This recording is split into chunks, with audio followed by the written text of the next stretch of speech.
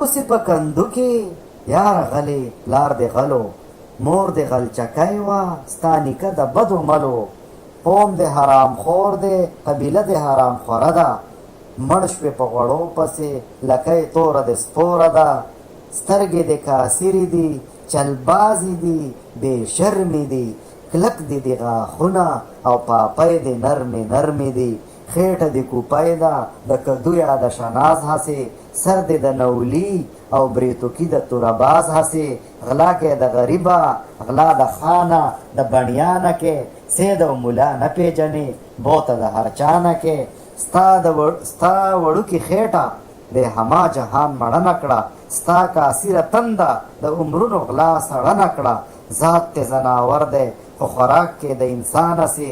اوسې په سخسوړي کې پیرني سټې د خان هسې زړه دې د یزید دی طبیعت دې د شیطان هسې چڼ دې د مینت دی خو همت د پهلوان هسې غل تر هغې غل وي چې ترې بره غل پیدا نه وي